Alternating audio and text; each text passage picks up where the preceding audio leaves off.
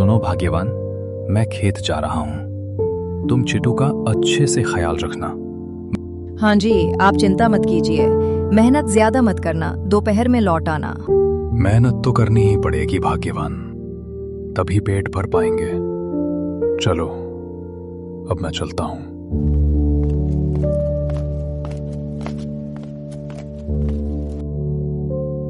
रामू गरीब जरूर था, मगर मेहनती और सच्चा इंसान था। रोज खेत में काम करना ही उसकी दुनिया थी। अरे आ गए रामू, मैं तो बस तुम्हारा ही इंतजार कर रहा था। अब तुम खेत में काम शुरू करो, मैं घर जा रहा हूं। देखो, काम अच्छे से करना, और हाँ, जब काम खत्म हो जाए तो घर आ जाना, अपने मेहनत के पैसे ले जाना। ठीक है मालिक, आप घर जाइए, मैं काम खत्म करके आ जाऊंगा। मालिक के जाने के बाद रामू अपने काम में लग गया। धूप चाहे कितनी भी तेज हो, लेकिन मेहनत से पीछे हटना उसने कभी नहीं सीखा था। अरे बेटा चिट्टू, क्या हुआ? अभी तक तो तू बिल्कुल ठीक था, अचानक तुझे क्या हो गया?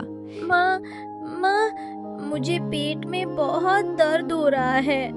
अचानक से बहुत ज्यादा दर्द होने लगा है। तू चिंता मत कर बेटा, कुछ नहीं हुआ है। शायद तूने कुछ गलत खा लिया होगा, इसलिए पेट में दर्द हो रहा है। जरा सब्र कर, तेरे पापा खेत से आते ही तुझे डॉक्टर के पास ले जाएंगे। तू जल्दी ठीक हो जाएगा मेरे लाल। हे भगवान, ये गरीबी मुझे अपने परिवार को पूरी तरह खुश भी नहीं रखने देती। काश कहीं से कोई खजाना मिल जाए तो मजा ही आ जाए। पर मेरे लिए कुछ नहीं चाहिए, बस मेरी पत्नी और मेरे बेटे का चेहरा हमेशा मुस्कुराता रहे। रामू गरीब जरूर था, मगर उसके दिल में कभी अपने लिए लालच नहीं था। वो तो बस अपने परिवार को खुश देखना चाहता था। आप आ गए। चिट्टू को डॉक्टर के पास ले जाइए, उसे पेट में बहुत दर्द हो रहा है। अरे, ये मेरे बेटे को क्या हो गया? चलो, अभी ले चलते हैं। पापा, अब दर्द नहीं हो रहा। अभी तो बहुत था, पर अब सब ठीक लग रहा है। रामू और उसकी पत्नी समझ ही नहीं पाए अचानक चीतू का दर्द कैसे गायब हो गया। उनकी आंखों के सामने सब कुछ सामान्य दिख रहा था, लेकिन दिल में एक अजीब सा डर बैठ गया था।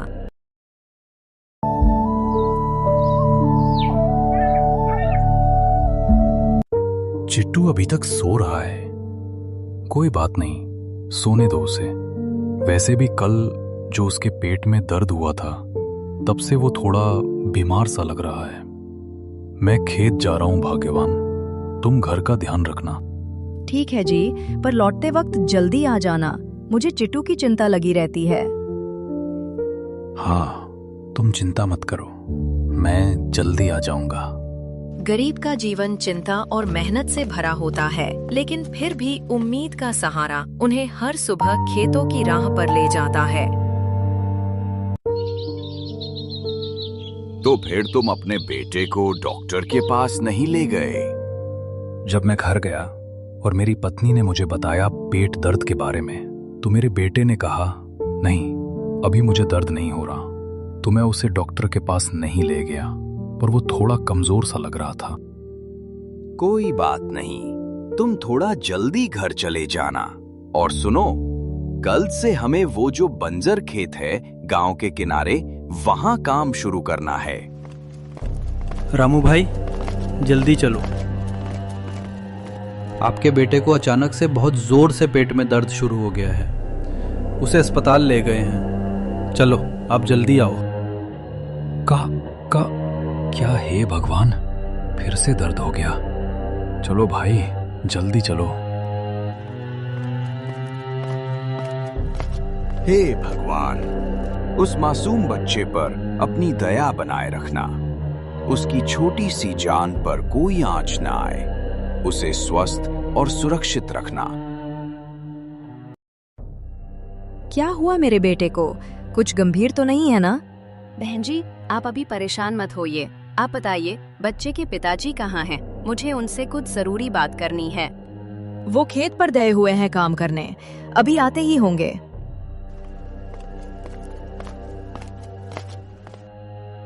क्या हुआ हमारे चिटू को?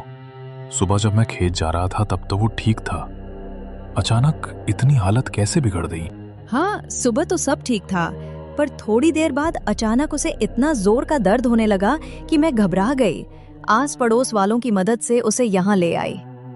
रामू जी, सबसे पहले आप घबराइए मत। मैंने चिटू की जांच की है और सच कहूँ तो वो एक गंभीर बीमारी से जूझ रहा है। उसके पेट के अंदर एक गांठ बन गई है जो धीरे धीरे बढ़ रही है। इसका इलाज सिर्फ ऑपरेशन है और वो भी अगले 1 महीने के अंदर होना जरूरी है। अगर ऑपरेशन में देर हुई तो ये गांठ उसके पूरे शरीर को नुकसान पहुंचा सकती है। डॉक्टर साहिबा, ऑपरेशन का खर्चा कितना आएगा? कम से कम 3 लाख रुपए लगेंगे। ये खर्चा आसान नहीं है, लेकिन मैं आपको भरोसा दिलाती हूँ, अगर ऑपरेशन हो गया तो आपका बेटा बिल्कुल ठीक हो जाएगा। मैंने उसे अभी दवाइयाँ दे दी हैं, अगले कुछ दिन तक कोई खतरा नहीं होगा। चाहें तो आज घर ले जा सकते हैं, लेकिन याद रखिए, अगले महीने के भीतर ऑपरेशन जरूरी है। रामू और उसकी पत्नी के लिए यह सुनना किसी पहाड़ टूटने से कम नहीं था। बेटे की जान बचाने का रास्ता उनके सामने था, मगर 3 लाख रुपए उनके लिए किसी अनदेखे खजाने जैसे थे। सुबह से शाम तक खेत में खून पसीना बहाने के बाद भी उनके घर में तो बस 2 वक्त का साधारण खाना ही मुश्किल से बन पाता था। ऐसे में इतनी बड़ी रकम जुटाना मानो किसी असंभव सपने को पूरा करने जैसा था। डॉक्टर की बातें सुनकर टूट चुका रामू आंसू पीते हुए चिटू और अपनी पत्नी को लेकर घर लौट आया, पर उसके दिल में अब बस एक ही बोझ था। सिर्फ 1 महीने का समय है अपने बेटे की जान बचाने के लिए। रामू, डॉक्टर ने जो कहा वो अभी तक मेरे कानों में गूंज रहा है। अगर 1 महीने के अंदर ऑपरेशन नहीं हुआ तो हम अपने चिटू को खो देंगे। हाँ भाग्यवान, 3 लाख रुपए हमारे लिए तो जैसे आसमान से तारे तोड़ने जैसा है। पता नहीं भाग्यवान, हमारे साथ ही ऐसा क्यों हो रहा है। हमने तो कभी किसी का बुरा नहीं किया, फिर भी भगवान हमारे साथ इतना बड़ा अन्याय क्यों कर रहे हैं। भगवान चाहे जितनी भी परीक्षा ले लें, पर हमें टूटना नहीं है। चिटू हमारी जान है, हमारी उम्मीद है। आप अपने मालिक से बात करो ना, शायद वो हमारी कुछ मदद कर दे। ठीक है भाग्यवान, तुम हिम्मत रखना। मैं अभी मालिक से बात करने जाता हूँ, शायद वो कुछ मदद कर दे। मैं थोड़ी देर में वापस आता हूँ। थके कदमों और भारी दिल के साथ रामू अपने मालिक के घर की ओर चल पड़ा। बेटे की जान बचाने की आस में उसने भगवान से प्रार्थना की कि शायद मालिक ही उसकी आखिरी उम्मीद बन जाएं। उसके मन में हजारों सवाल और डर थे, पर पिता का दर्द हर डर से बड़ा होता है। उसी दर्द के सहारे रामू मालिक के दरवाजे तक पहुंच गया।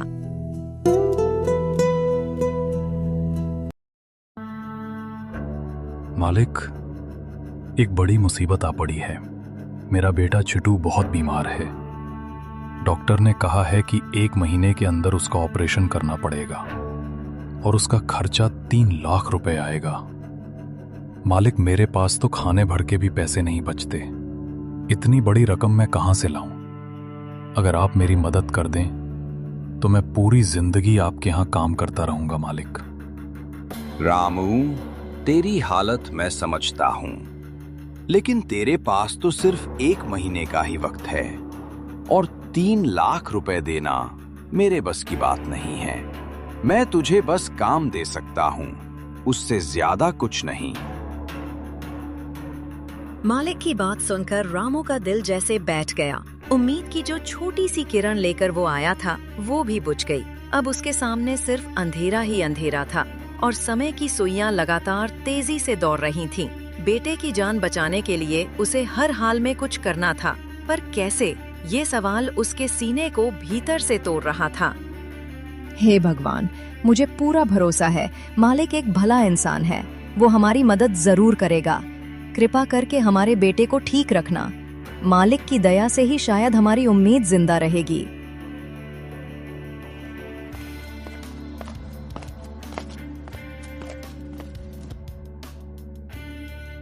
अरे, आ गए आप?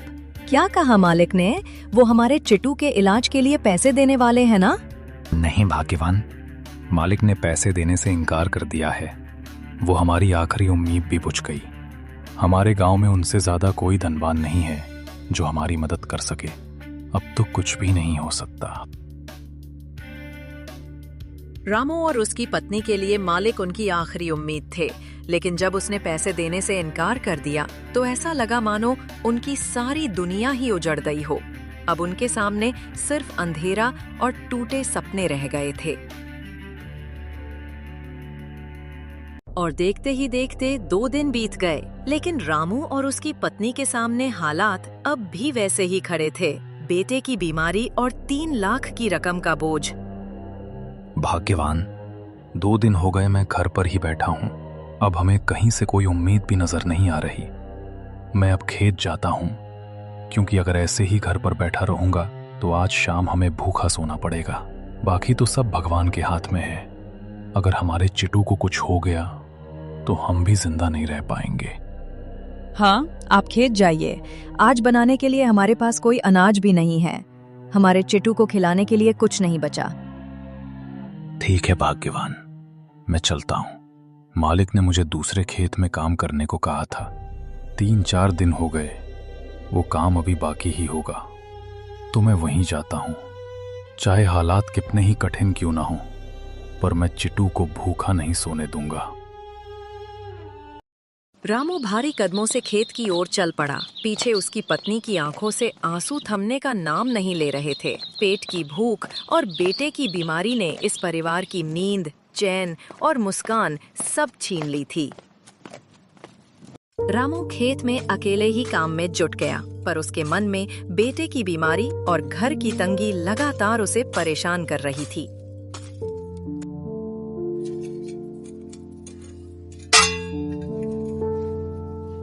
अरे, ये कैसी आवाज थी? इतना जोर से क्या टकराया?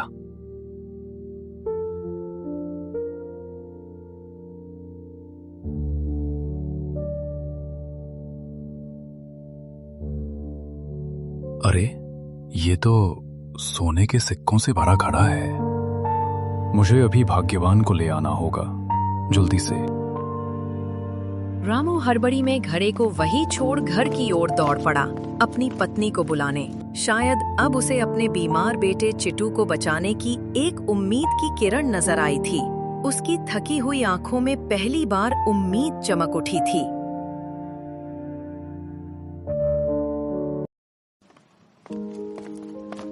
और कुछ ही देर में रामू अपनी पत्नी को साथ लेकर फिर उसी खेत में लौट आया। भाग्यवान, देखो, ये घड़ा सिक्कों से भरा हुआ है। लगता है भगवान ने आखिरकार हमारी सुन ली। हाँ रामू, अगर ये हमारा होता तो हमारा चिट्टू अच्छे से इलाज पाता और इतना धन बच जाता कि हमारी पूरी जिंदगी बदल जाती। लेकिन ये हमारा नहीं है, हम इसे नहीं रख सकते। रामू, गरीबी हमें तोड़ सकती है, पर हमारी ईमानदारी हमें जिंदा रखती है। हाँ, तुम सही कह रही हो। मुझे भी ये धन नहीं चाहिए। बस चिट्टू के इलाज के लिए हमारे पास सिर्फ 1 महीना है, इसीलिए एक पल को मैंने लेने का सोचा था।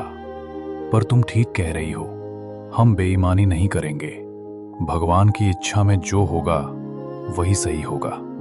चलो, ये धन लेकर मालिक के घर चलते हैं, क्योंकि ये उनका है और इस पर हक भी उनका ही बनता है।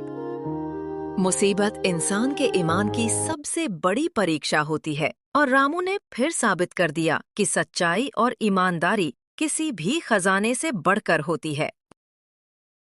रामू की आंखों के सामने बीमार बेटे की सूरत बार बार तैर रही थी। लाख मुसीबतों के बावजूद उसने घड़े में भरे सोने के सिक्कों को अपने लिए नहीं सोचा। उसके कदम सीधे मालिक के घर की ओर बढ़ रहे थे, क्योंकि ईमानदारी ही उसकी सबसे बड़ी दौलत थी। मालिक, खेत जोतते वक्त ये घड़ा मिला। इसमें सोने के सिक्के भरे हैं। ये आपकी जमीन से निकला है, इसलिए मैं इसे सीधा आपके पास ले आया। रामू, तेरा बेटा अस्पताल में है। तेरे पास खाने को भी नहीं है, फिर भी तू ये सब मेरे पास ले आया। मालिक, ये घड़ा खेत से मिला। इसमें सोने के सिक्के हैं, पर ये मेरा नहीं, आपका है। मैं गरीब हूं, पर बेईमान नहीं। रामू, तू सचमुच अलग मिट्टी का बना है। तेरे पास तो 2 वक्त का खाना खाने तक के पैसे नहीं हैं। तेरा बेटा मौत और जिंदगी की लड़ाई लड़ रहा है, फिर भी तूने इन सिक्कों को अपने पास नहीं रखा। ये घड़ा मैंने ही उसी खेत में दफनाया था। हाँ, मैंने तेरा इम्तिहान लिया था। मैं देखना चाहता था कि मुसीबत के वक्त भी तू अपनी ईमानदारी निभाएगा या नहीं, और आज तूने साबित कर दिया कि सच्चाई और ईमानदारी ही सबसे बड़ी दौलत होती है। रामू, अब ये सारे पैसे तेरे हैं। ले जा और अपने चिटू का इलाज करवा। आज से तू मेरा मजदूर नहीं, बल्कि मेरे लिए परिवार जैसा है। मालिक, मैं तो बस अपना फर्ज निभा रहा था। पैसे तो लौट आते, पर अगर ईमानदारी खो देता तो सारी जिंदगी खुद की नजरों में गिर जाता। आपने जो मुझ पर भरोसा जताया, ये मेरे लिए किसी खजाने से कम नहीं है। अब इन पैसों से मैं अपने चिटू की जान बचा पाऊंगा, पर मालिक, ये धन तो मेरी जरूरत से भी ज्यादा है। मुझे सिर्फ उतना ही चाहिए जितने से मेरे बेटे का इलाज हो सके। नहीं बेटा, ये अब सिर्फ पैसे नहीं हैं, ये तेरी सच्चाई और ईमानदारी का इनाम है। अगर मैं इन्हें वापस रख लूं, तो तेरे जैसे नेक इंसान के साथ अन्याय होगा। तेरे बेटे की जान बचाना ही नहीं, बल्कि आगे की जिंदगी भी चैन से गुजरे, यही मेरी दुआ है। इसलिए ये पूरा धन अब तेरा है। तूने आज मुझे भी सिखा दिया कि असली अमीरी दौलत में नहीं, बल्कि नेक दिल होने में है।